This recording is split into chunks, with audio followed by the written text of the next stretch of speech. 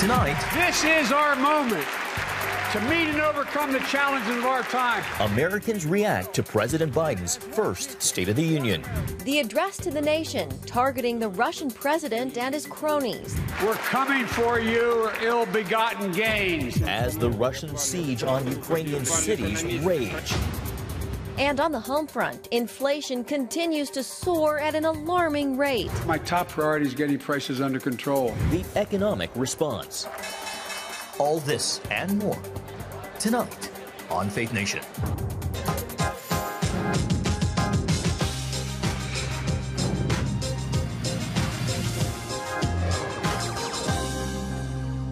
Road tour. President Biden takes his State of the Union message outside the Beltway. Welcome to Faith Nation. I'm John Jessup.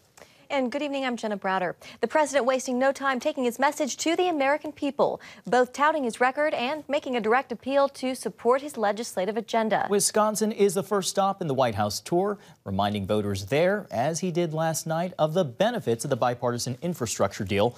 $5 billion slated to improve the state's roads and bridges. All of this against the backdrop of a boiling international crisis. The Biden administration showing support for Ukraine's fight against Russia in a solemn service at a Ukrainian church and with a decisive vote at the UN. And after urging lawmakers to confirm his choice, Biden's first Supreme Court nominee kicks off meetings on Capitol Hill, beginning her Senate confirmation process. Reaction to the president's first State of the Union runs the gamut.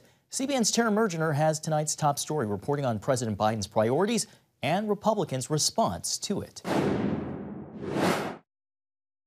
The speech was in the works for months, with the president originally planning to rally support for his domestic agenda and massive social spending plan. But with the Ukraine crisis, a change in focus. Putin's latest attack on Ukraine was premeditated and totally unprovoked. He rejected repeated efforts at diplomacy. He thought the West and NATO wouldn't respond. He thought he could divide us at home.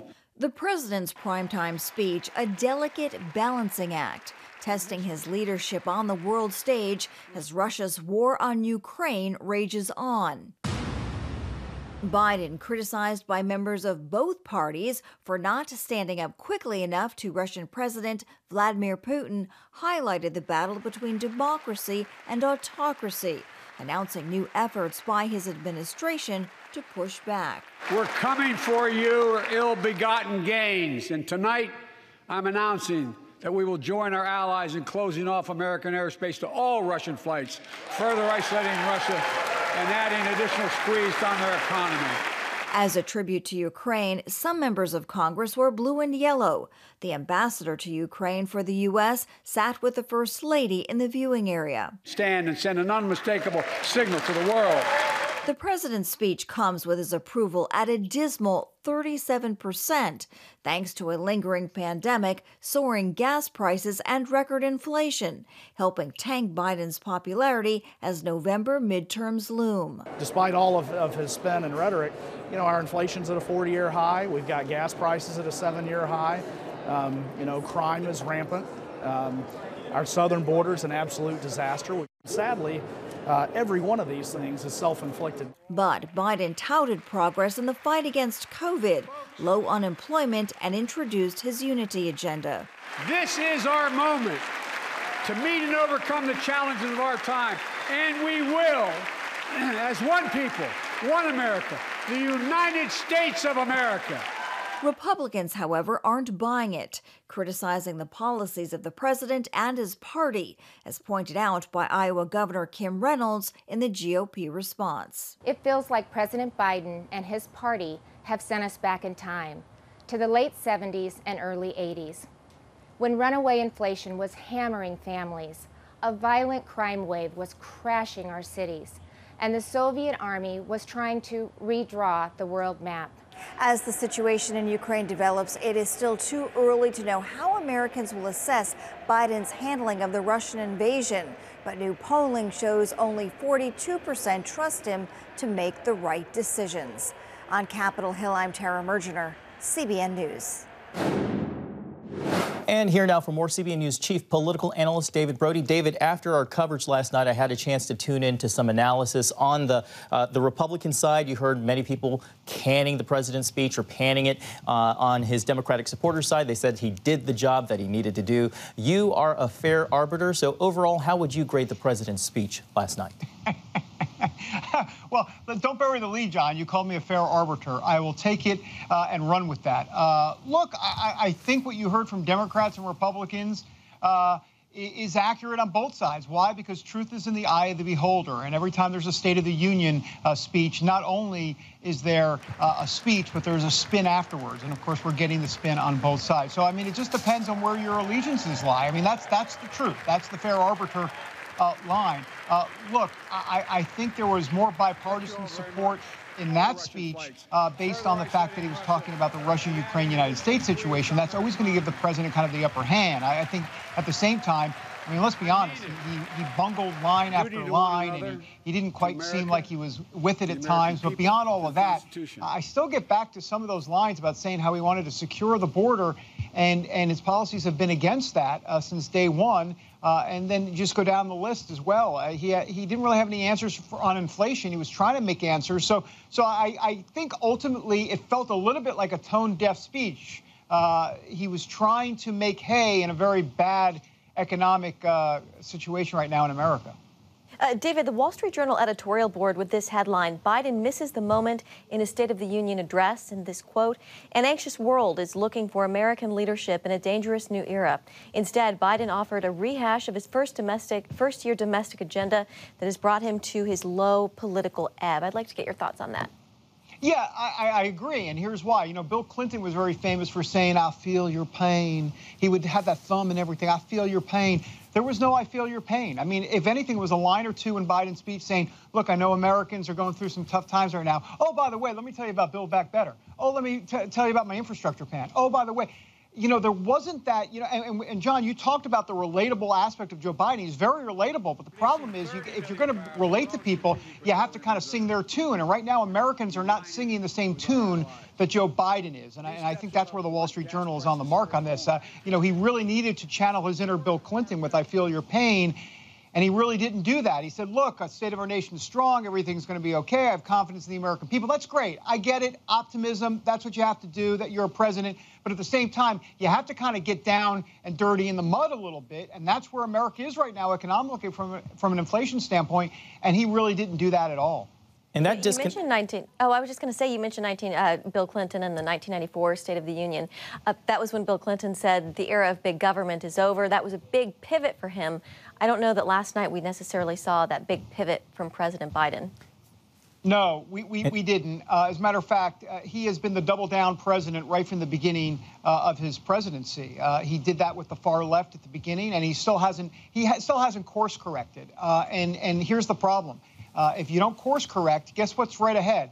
It's called a red wave, or put another way, an iceberg. And the Biden administration is kind of like the Titanic ship in that Along those lines, David, scenario. going into last night, Biden was already submerged in his public approval ratings in the major polls below 40%. In the ABC News Washington Post poll, he was at just below 30% approval with independents. Do you think last night's speech involved moving the needle at all with independents? It may have helped a little bit, maybe a few ticks upward, only because, you know, a lot of people want to kind of in essence, kind of rally around this cry for freedom that's happening in Ukraine, and the fact that if you're standing up to Putin, and I say standing up to Putin, are you standing up with some sanctions? But as we talked about, he didn't go full on with sanctions on oil and gas. But, you know, I think Americans kind of like that spirit, so I think you might get a few upticks. But ultimately, the trajectory on this presidency has been down right from about Afghanistan or so, and I don't see any end in sight at this point. All right, David Brody, good to have you on with us this evening. Thank you. Thanks, guys. Oh, well, of course, Ukraine weighed heavy in the president's speech last night. Persistent missile strikes on the Ukrainian people, leaving cities in ruin, and today marking 7 days since Russia invaded. Even with a fresh round of talks between the two nations, some worry whether new sanctions will be enough to stop the war. CBN's Brody Carter is following the latest on this crisis and joins us now with more. Brody. John, Jenna, we understand that today the UN voted to condemn Russia's violence, demanding an immediate withdrawal. Leaders of Ukraine and Russia also met on the border of Belarus for another fresh round of talks. But President Zelensky's accusations of war crimes and genocide against the people of Ukraine suggest talks of diplomacy have only fallen on deaf ears. Ukraine's second largest city was once again blasted by Russian missiles. Kharkiv's landscape has been upended as Russia targets government buildings and key infrastructure. Ukrainians, that is, continue to put up a fierce resistance, and now Russia is shifting its violence towards civilians. The UN says the war has caused a hunger strike and mass evacuations throughout many regions. Russia claims to have overtaken the city of Kherson, a strategic city on the Dnieper River. If confirmed, it would be the largest city to fall so far. Meanwhile, the 40-mile-long Russian convoy advancing on Kyiv appears to be stalled. The Pentagon saying tanks and military vehicles are running out of gas and other supplies, while some troops have surrendered altogether. However, Moscow claims it's overtaking key port cities, giving troops access through strategic waterways. Now, both the U.S. and the European Union have agreed on a fresh round of sanctions. But worries of world war continue to swirl after top Russian officials suggest their invasion could spill over into a wider European war. George Thomas in Lviv says Putin's belligerence is showing. He is willing to basically destroy his economy. He is willing to see a mass exodus out of his country. In fact, there are even reports that the borders in Russia in different parts are closed. In fact, there are reports that Russians who are trying to get out of the country are only allowed to take a certain amount of money outside of the country. There's discontent in Russia across the country. You're seeing these protests. The death toll continues to rise. Video from northern Ukraine shows rescue teams running into burning homes after authorities say Russian missiles targeted residential neighborhoods and also a nearby hospital. At least 5 people were killed when Russian forces fired on a TV tower, also hitting Kyiv's main Holocaust memorial. Ukraine's President Zelensky remains steadfast after an assassination attempt. The Russian hit squad sent to kill him was, quote, destroyed. An estimated 2,000 civilians have been killed during this Russian invasion, with an estimated 1 million refugees fleeing the country. Reports from the UN indicate more illegal weapons are being transported into Ukraine, including vacuum and cluster missiles. John, back to you. So much suffering. CBN's Brody Carter. Thank you, Brody. CBN's Operation Blessing is sending a disaster relief team to Ukraine's borders with Poland to help with the flood of refugees. They're bringing water filtration devices, hygiene kits, and solar lamps for those staying in camps. The team includes a medical doctor, and it will set up clinics as well as coordinate distribution of food and water. Operation Blessing also continues to work inside Ukraine, distributing food kits, bottled water, and generators. The cost for gas and everyday essentials at an all-time high. Coming up, the president says he has a plan to help American families. Welcome back. It's something we're all feeling. Inflation in America is at a 40-year high. During the State of the Union address, President Biden said fighting rising prices is his top priority. Too many families are struggling to keep up with their bills. Inflation is robbing them of gains they thought otherwise they would be able to feel. And the president said it's time to focus on lowering prices instead of lowering wages. He didn't mention his failed Build Back Better plan by name, but many of the suggestions he made, like lowering the cost of prescription drugs and childcare, were part of that multi-trillion-dollar legislation. Meanwhile, the Federal Reserve is on track to raise interest rates in just a few weeks, despite the uncertainty from Russia's invasion of Ukraine. Chairman Jerome Powell telling lawmakers his team would be monitoring the situation carefully and prepared to respond quickly if needed. And let's bring in Stephen Moore, chairman of FreedomWorks, a task force on economic revival. Steve, always good to see you. Welcome to Faith Nation. So the White House focused on inflation, it says. Last night, the president said businesses should lower their prices instead of wages. What is the answer here to bringing some relief to struggling Americans? Well, you know, businesses are always trying to lower their costs. If Joe Biden or any of the people in his administration had any business experience, they'd understand that. I mean, the whole game of running a successful, profitable business is to reduce your costs. So they've been trying to do that. The problem is that when you look at the single biggest component of inflation right now, as you know, it's the energy costs, which are up 35 to 40%. And when energy costs are up, that means everything else costs more expensive. It basically reverberates throughout the economy. And until we get more American energy production to bring down costs, then I'm afraid to say that this inflation problem will persist. Incidentally, the latest numbers that came out by the government just yesterday are showing that the prices continue to edge up. And now we're at somewhere between 8 and 10% annual inflation. That's the highest rate since 1982.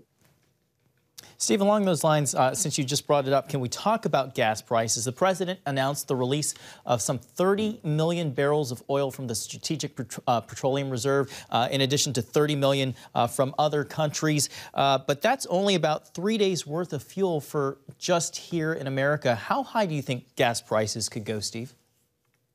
You know, it's interesting because the president is saying that we should draw down oil from our reserves and that we should suspend the gas tax.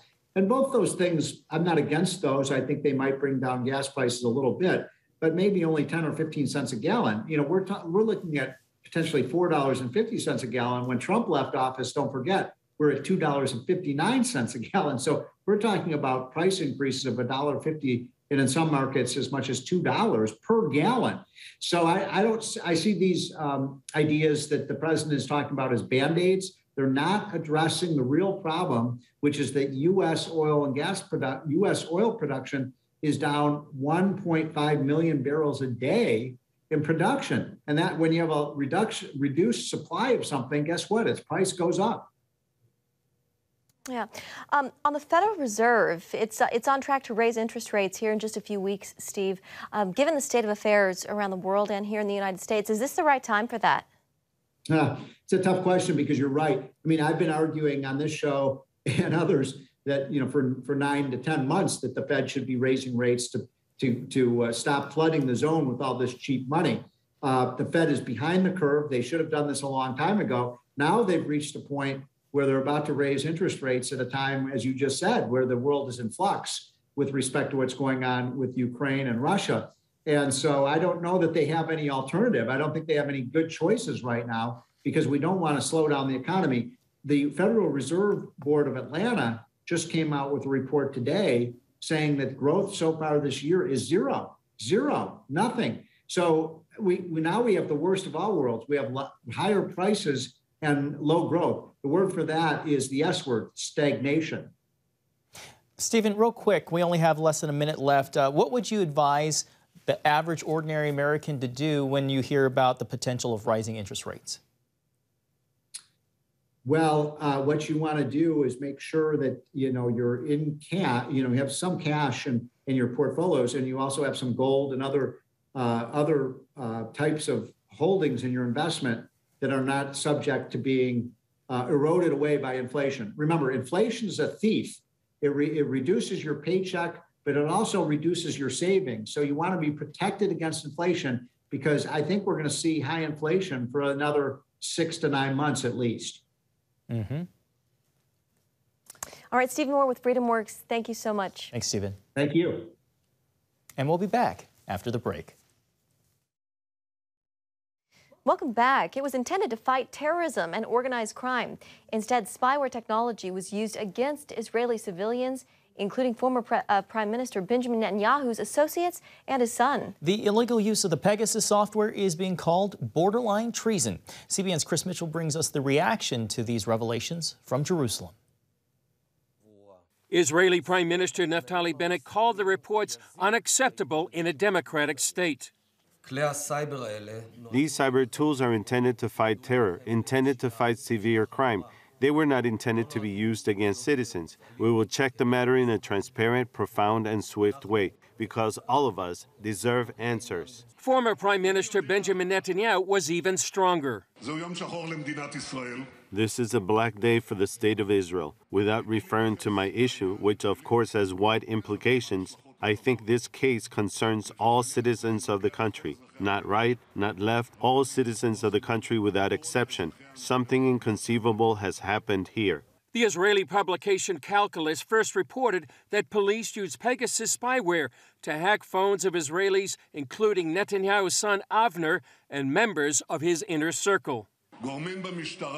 Officials in the police illegally spied with the most aggressive tools in the world.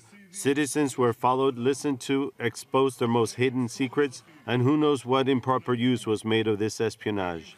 This is unprecedented. It is borderline on espionage and treason by an internal authority, and this is highly problematic. Pegasus Spyware is produced by the Israeli NSO Group, which maintains it doesn't disclose clients and has no access to the intelligence that's collected. The company adds that all sales are approved by Israel's Defense Ministry because the spyware is used by governments to fight crime and terrorism.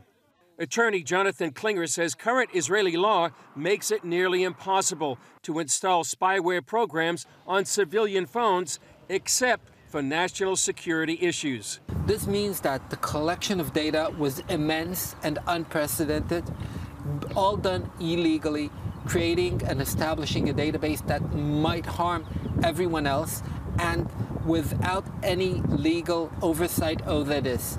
One of those reportedly spied on is a former Netanyahu aide turned state witness. If the allegations are true, some analysts believe it could be enough to have the case against Netanyahu thrown out of court, creating yet another political earthquake. Chris Mitchell, CBN News, Jerusalem. Still ahead, a global call to prayer for Ukraine this Ash Wednesday. You're watching CBN's Faith Nation. And finally tonight, a wave of blue and yellow across the globe. This Ash Wednesday is marked by more than the traditional black cross drawn across the forehead. In honor of the people of Ukraine, last week Pope Francis called for this day to be one of fasting and prayer, and Christians around the world heeded that request. In the Philippines, the Manila Cathedral and several university buildings illuminated with Ukraine's national colors. The Tampa Bay community held a vigil at Epiphany of Our Lord Ukrainian Catholic Church this afternoon. And Freedom Tower at Liberty University, a glowing reminder to students and the community to pray for peace. Great reminders in the season of reflection in anticipation of Easter. Thank you so much for watching Faith Nation. Have a great night.